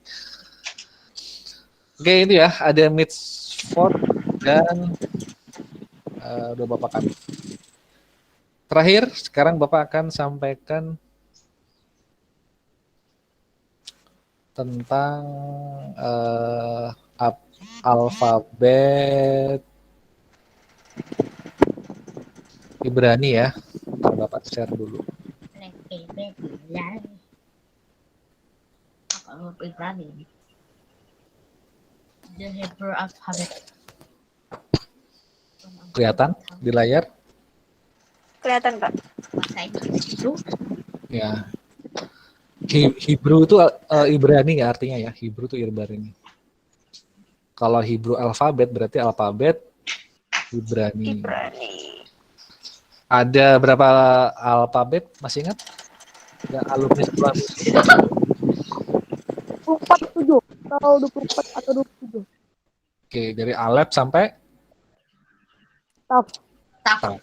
Ada beberapa orang yang menyebutkannya tau ya, karena Faf itu bisa jadi seperti U. Jadi Taf itu jadi tau. Ya sama aja sih ya. Nggak apa-apa. Tapi kalau Bapak sih lebih suka menyebutnya Taf ya. Karena lebih apa? Lebih nyentuh di lidah gitu ya. Makanya kalau kamu lihat ada YHWH itu ada yang menyebutkannya YHVH. YHVH atau YHWH. Jadi bisa W atau U atau V. Tapi nggak masalah ya, cuma beda aksen sedikit aja. Oke, yang pertama ini diambil dari ini Basic of Biblical Hebrew oleh Gary Patiko dan Miles Van Pelt. Ini ada CD-nya. Nanti silahkan beli di Tokopedia kalau ada. Kalau aja sih nggak ada ya kayaknya ya. Mungkin di Amazon mungkin ada. Atau eBay. Amazon.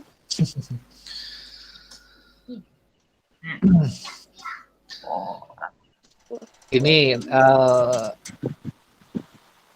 nih apa namanya? Karena Bapak ambil dari beliau-beliau ini, jadi nanti mungkin nggak sama persis dengan ini ya. Kalau beliau kan menargetkan supaya 100%, itu kuisnya 30%, tugasnya 20%, ajaran mingguannya, penugasannya 20%, ujiannya 30%, total 100. Nanti mungkin Bapak akan sesuaikan dengan kalian, mungkin 50% belajar, 50% ujian, langsung 100 gitu. Tahu. Oke, ini sejarah dulu ya. Sejarahnya tulisan Ibrani itu dari bahasa Ibrani kuno. Zaman dulu ya, itu dituliskan di batu. Itu sebelum ditemukan kertas. Disebut dengan piktograf atau tulisan berupa gambar. Pikto itu dari gambar. Graf itu tulisan ya, jadi tulisan bergambar. Kamu masih ingat nggak tulisannya peninggalan piramid di Mesir? Itu kan hurufnya kan berupa gambar-gambar kan? Ya, sama kayak huruf Ibrani juga sama, ada gambar-gambar. Misalnya kalau kamu ingin menyampaikan orang, berarti kamu harus menggambar orang beneran gitu loh di situ. Walaupun cuma stickman, manusia lidi. Nah, ini contohnya ada lagi, ini simbol ya, namanya hieroglif. Ini gabungan antara piktograf dan ideogram namanya. Jadi misalnya kalau kamu temukan di sini, ini peninggalannya Mesir ya, peninggalannya tulisannya Mesir, hieroglif Mesir. Misalnya ini gambar mata itu ya, berarti artinya ini adalah safety, aman berarti gitu. Jadi kalau mata itu berarti ini aman. Ada lagi misalnya gambar kumbang, berarti artinya transformasi, berubah bentuk gitu ya. Jadi kalau ada gambar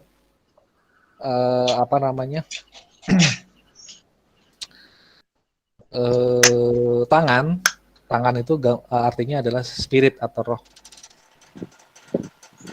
Nah, misalkan ini Bapak kasih contoh. Misalnya ada gabungan gambar tangan, kemudian gambar kumbang dan gambar salib ini, berarti apa artinya? Tangan, kumbang, salib. Berarti artinya?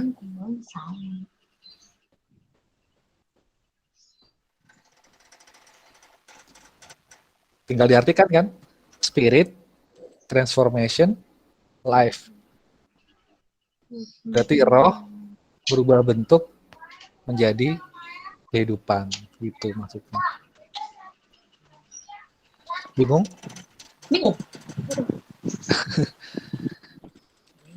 Di mana yang bingung? Di mana yang bingung? Ini sama kayak ini loh ya, sama kayak kata juga, tapi kamu menggambarkan dalam bentuk benda-benda seperti ini, ada gambar tangan, mata, dan sebagainya. Jadi kalau kamu mau merangkai kata, tinggal kamu urutkan. Tangan kan berarti spirit, roh ya. Kumbang berarti transformasi, berubah bentuk. Gambar salib atau ang ini berarti life atau hidup. Berarti kalau ada gambar tangan, kumbang, dan salib, berarti artinya apa? Roh berubah bentuk menjadi kehidupan. Itu dalam sebuah kalimat.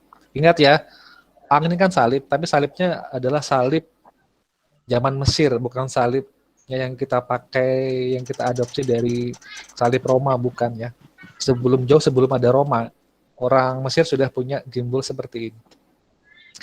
Makanya simbol-simbol salib itu ada macam-macam, ada salib dari Roma, ada salibnya Mesir, itu beda-beda. Tapi kalau salibnya Mesir itu identik dengan dewa yang ada kepalanya ini loh, ya. Jadi jangan salah nanti kalau kamu beli salib misalkan di toko perhiasan, kalau kamu melihat salibnya ada bentuk seperti ini, itu bukan salib dari Roma tapi salibnya Mesir. Ya nggak masalah sih ya, cuma sekedar benda, tapi jangan sampai salah paham aja, gitu ya.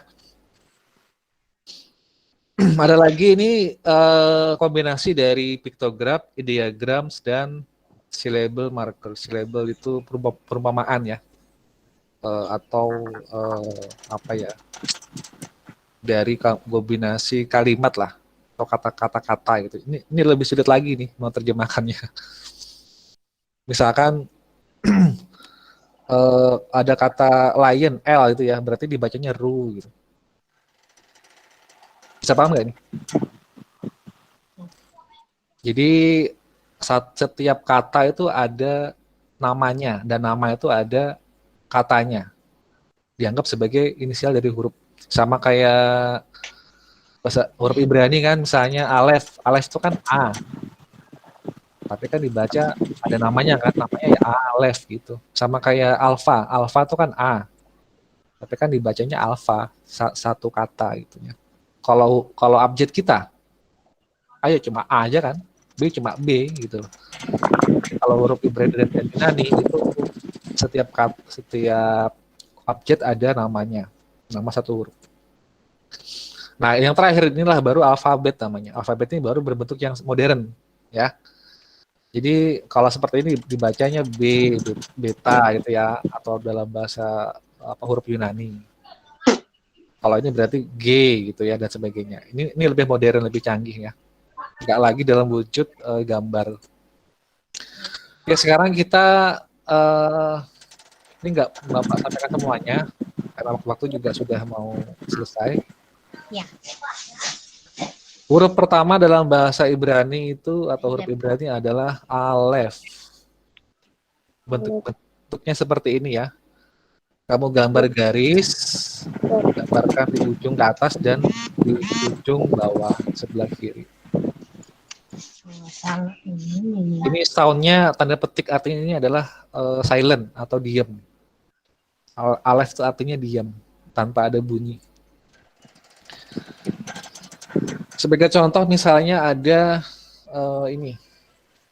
Aduh.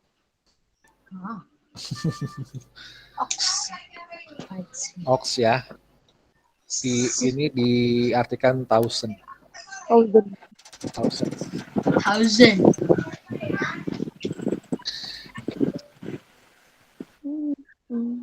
Oke, lanjut. Ini fat dan bed ya. Bisa huruf V, bisa huruf B. Ya dibaca bed. Soundnya itu kalau dalam bahasa Inggris tuh bih, beh, beh gitu ya, beh, atau feh. Jadi begin atau very. Begin tuh yang B, bed, very itu yang V atau fat.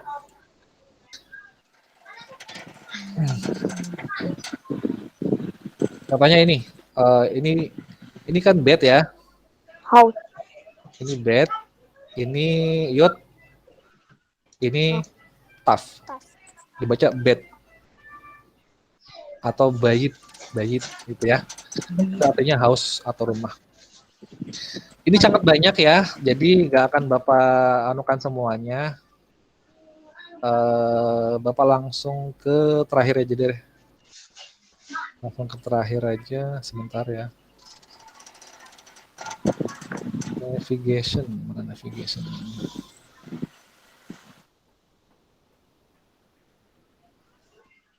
Nggak ada ini. Bentar.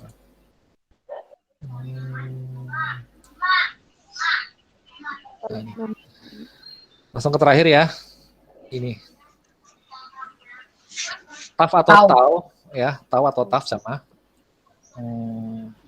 Kalau dalam bahasa Inggris itu yang diambil yang huruf depannya T, teach atau thing. Contohnya ini huruf apa? Ingat?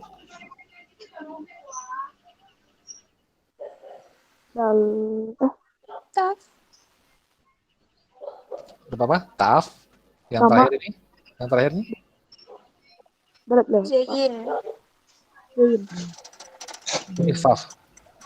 Hah? Masa? Yang Oh, iya. Zain. Iya. Sudah agak kabur-kabur ya ingatannya. Oke, jadi ini terakhir ya, beberapa huruf mempunyai perbedaan bentuk ketika pada akhir dari sebuah kata. Sebagai contoh ini, ada 5 ya.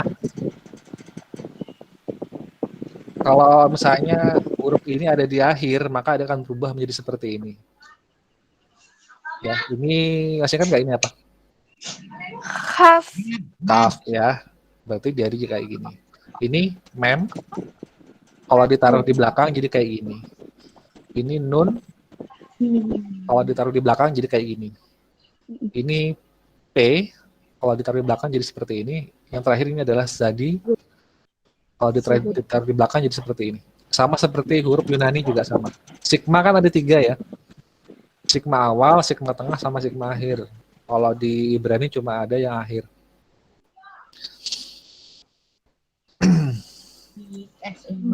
Nanti Bapak share di grup, silakan kamu pelajari di rumah ya. Ini wajib dihafal.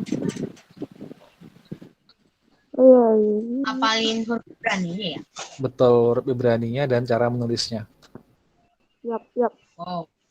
Seperti biasa nanti UTS-nya membaca dan menulis Alkitab bahasa asli seperti biasa.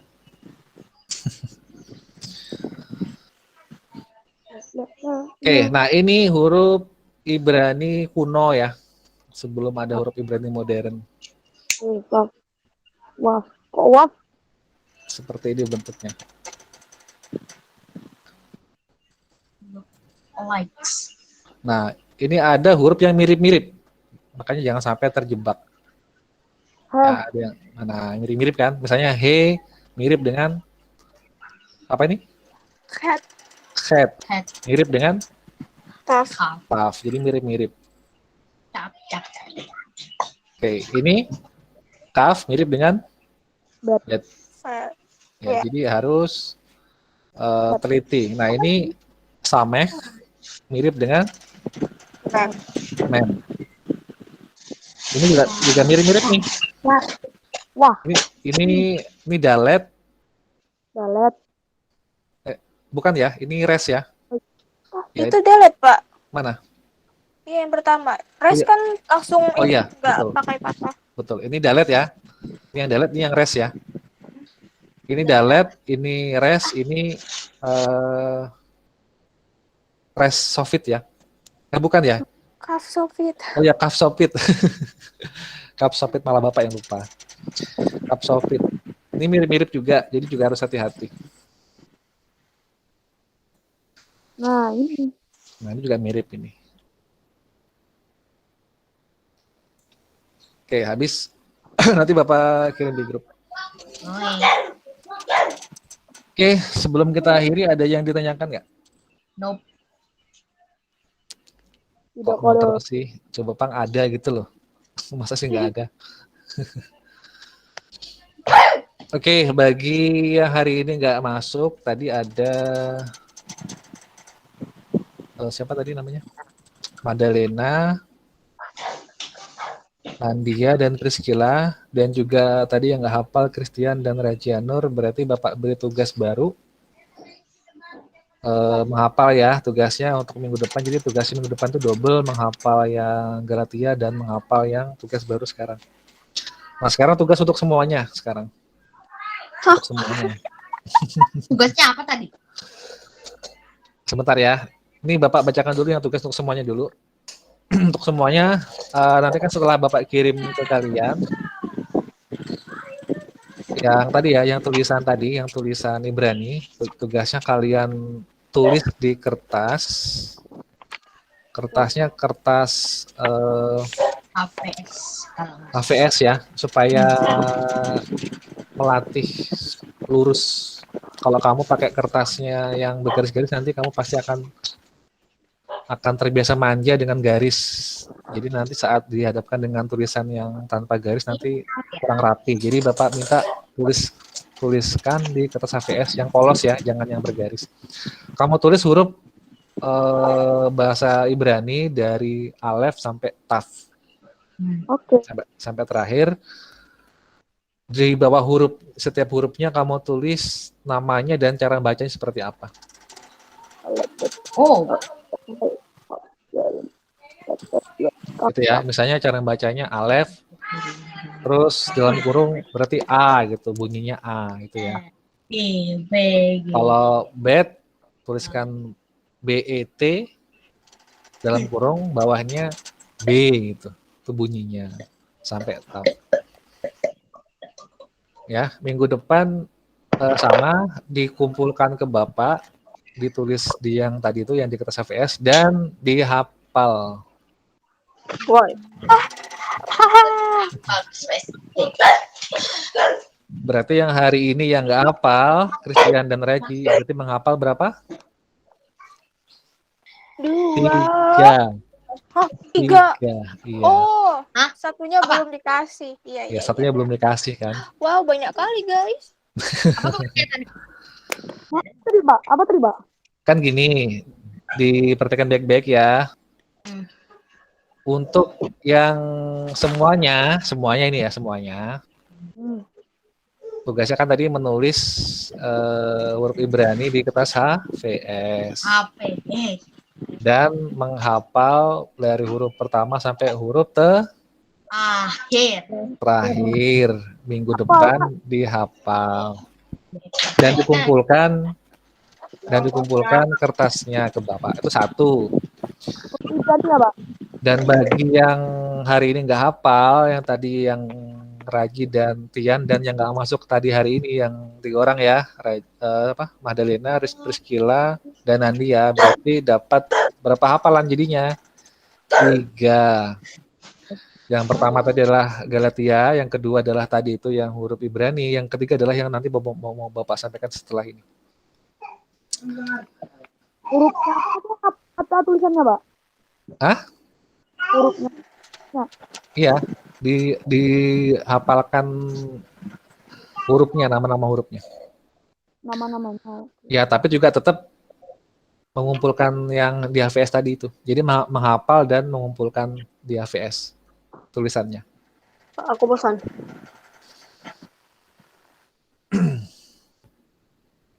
Berarti Pak yang dihafal tuh yang alfabet itu kah? Iya, alfabetnya dihafal. Berarti dihafal lawan ditulis kah? Iya, jadi kamu tulis di kertas HVS kan ya, alef, bet, vet, sampai taf. Tulis kan? Ya. Ditulis itu di bawahnya ada bacaannya apa, misalnya huruf alef yang silang itu, kamu tuliskan alef, bawahnya bunyinya A gitu. Nah itu satu ya, kamu tulis. Terus kedua, kamu hafalkan.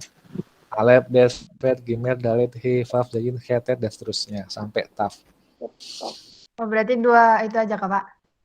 Atau mau lagi?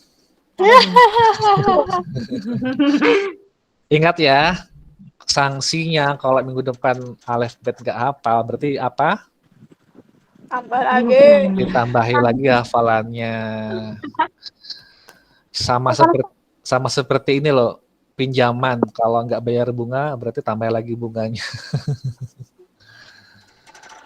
Kalau yang hari ini tadi yang nggak hafal, yang nggak masuk, minggu depan kalau nggak hafal alfabet, Bapak tambahi lagi. Berarti jadi 4. Oke. Pak, besok tetap muka. Minggu depan tetap muka kok, Bang. Minggu depan sementara masih online ya. Bapak sih pengen banget tatap muka, tapi karena COVID masih merajalela di Balangan, jadi Bapak nggak bisa tatap muka. Mau nggak mau kita harus daring. Bapak sih kalau dibolehkan milih ya pengen milih tatap muka sih ya. Masuk ketemu dengan wajah-wajah kalian yang imut-imut ini loh. Tapi karena apa nggak memungkinkan ya mau nggak mau Bapak harus daring. Oke, sebelum Bapak akhiri, ada nggak yang ditanyakan dulu? No. Nanti Bapak kirim di grup ya. Materinya tadi ada penjabaran 2 Bapak kami, terus penjabaran 613 mitzvot, dan huruf Ibrani. Oke, silakan dinyalakan semuanya dulu kameranya. Sebelum kita akhiri.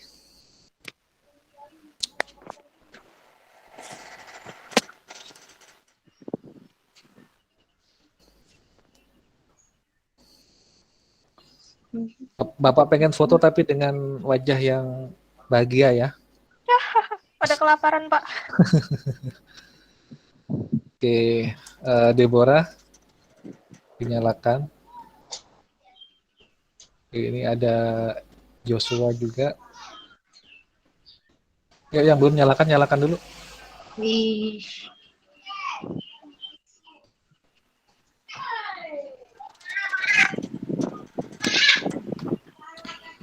Oke, sebelum mulai kita berdoa ya. Nanti baru foto dulu ya, baru berdoa. Baru berdoa, baru foto.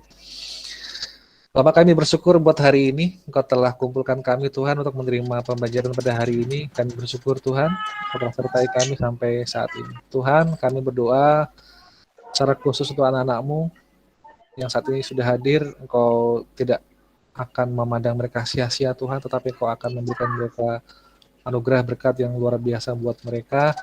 Tambahkan kepandaian dan kepintaran yang luar biasa kepada mereka, sehingga setiap firman disampaikan pada hari tidak akan sia-sia, tapi Roh Kudus menyirami dalam hati mereka Tuhan, sehingga jadi rema dalam hidup mereka dan berbuah yang manis untuk dinikmati setiap orang di sekitar mereka. Tuhan, kami berdoa bagi yang mengalami sakit, khususnya keluarga Esther Tuhan, Hansel dan orang tua mereka, dan yang lainnya yang masih positif ataupun yang masih mengalami sakit. Tuhan, kami berdoa di dalam nama Yesus, Engkau berikan kesembuhan, sehingga mereka dapat sembuh, total pulih dan sehat seperti sedia kala.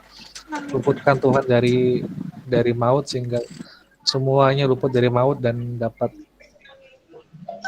terbebas dari sakit ini.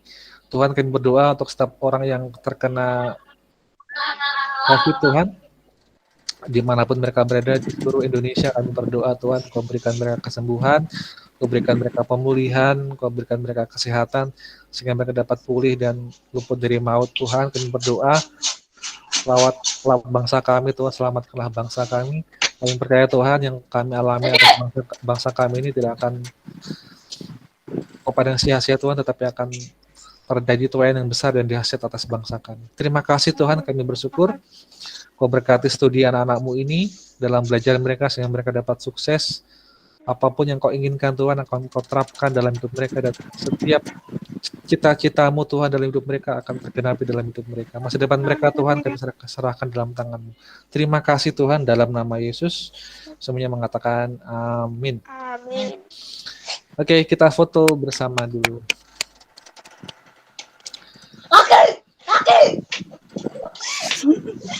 Oke. Rafael kalau mau foto boleh foto, tapi jangan ganggu ya Rafael ya. Oke, kita nyalakan kamera semuanya. Bapak foto 2 kali ya. Sekarang yang pertama dulu. Yuk senyum semuanya. Mulutnya kelihatan, mulutnya dilihatkan. Oke ya, 1, 2, 3.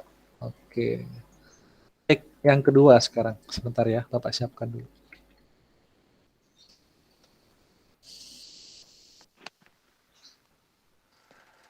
Oke, sekarang yang take kedua. Deborah bisa nyalakan kamera nggak, Deborah?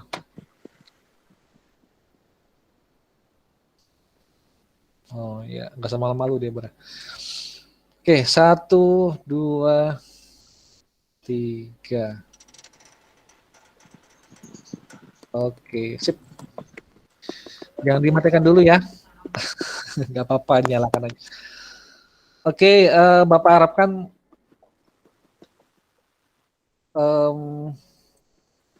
kalian masih punya pulsa ya untuk minggu depan kita daring.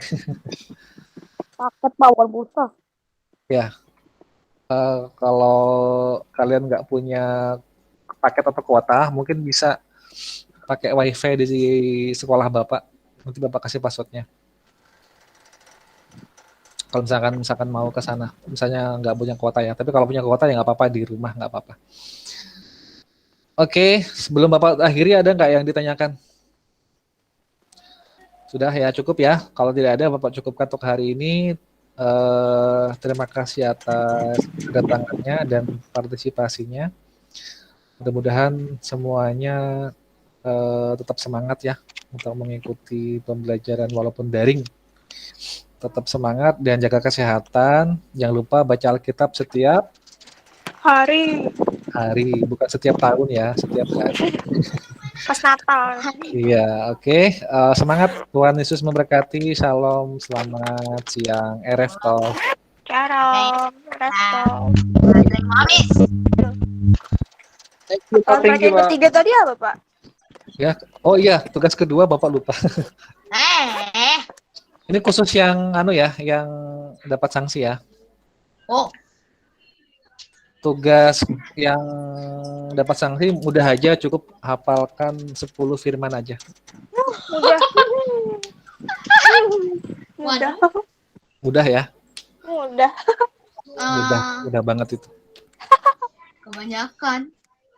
Kalau minggu depan masih nggak ingat lagi, ya Bapak suruh hafal 613 mitzvot. Iya. Coba bayangin sebelum hafal yang 10 firman Tuhan tuh, Pak. Itu yang Christian dan Rajianur. Wow. Ya, jadi 10 mitzvot, Galatia 5 dan huruf Ibrani. Tapi bagi yang sudah hafal hari ini cukup menghafalkan satu aja tadi apa? Yang huruf Ibrani ya. Oke. Ada yang ditanyakan sebelum Bapak tutup? Tidak ada. Oke, tidak ada. Terima kasih. Boleh meninggalkan ruangan ya. Sampai jumpa lagi. Dadah. Thank you, Pak. Oke, sama-sama. Oke.